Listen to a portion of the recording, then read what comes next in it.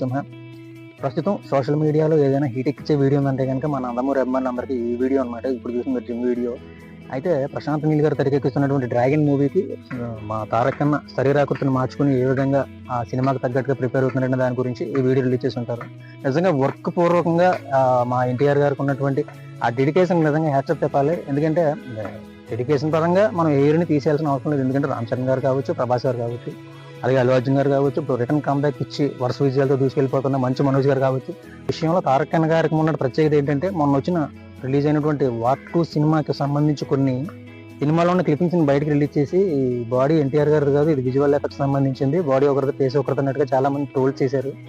అయితే వాళ్ళందరికీ ఒక గట్టి కౌంటర్ ఇస్తూ ఆ బాడీ నాదేరా అని చెప్పినట్టుగా రిలీజ్ చేసినటువంటి ఈ వీడియో చూసిన తర్వాత నందమూరి అభిమానులుగా కౌంటర్ ఇచ్చిన వీడియోగా మాకు అనిపించింది అనమాట విమర్శకులు. ఎన్టీఆర్ గారి గురించి మాట్లాడుకునే విషయం ఏంటంటే ప్రతి నందమూరి అభిమాని కూడా ఒక టెంపర్ ఈవెంట్ లో తారక్ గారు ఒక మాట అయితే చెప్పడం జరిగింది. ఉంటాను, నాకు హిట్టులు ఫ్లాప్లు వద్దు, మీకు కాలర్ ఎగరేసుకొని నందమూరి అభిమానైన ప్రతి ఒక్కడు ఈ భూమి మీద తిరగాలనేదే నా కోరిక.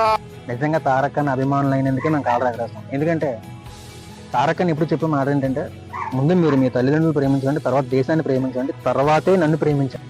ఎప్పుడైనా తారక్ అన్న మీద అభిమానంతో ఏదైనా ఒక చెంబుడు బాల ఫ్లెక్సీ మీద వేసి ఉంటే కనుక అది ఎవరైతే అనాథలు ఉన్నారో ఆశ్రమానికి ఇస్తే నేను ఇంకా ఆనందపడతాను అంటారు. మీరు మీ ఇంటికి వెళ్ళేటప్పుడు జాగ్రత్తగా వెళ్ళండి, మీ ఇంట్లో వాళ్ళు మీకోసం ఎదురు చూస్తారని చెప్పి తన కుటుంబానికి జరిగింది ఏ కుటుంబానికి జరగకూడదని కోరుకునే బాధ్యత కలిగిన ఒక అన్నగా, మల్టీ టాలెంటెడ్ పర్సన్గా, ఒక గొప్ప నటుడిగా, గొప్ప సింగర్గా, గొప్ప డాన్సర్గా, బెస్ట్ డైలాగ్ డెలివరీ యాక్టర్గా ఒక ఎన్టీఆర్ అభిమాని మేము ఎప్పుడు కూడా కాలర్ ఎగరేస్తూనే ఉంటాం, వేస్తాం. కాలర్ ఎగరేసుకొని నందమూరి అభిమానైన ప్రతి ఒక్కడు ఈ భూమి మీద తిరగాలనేదే నా కోరిక.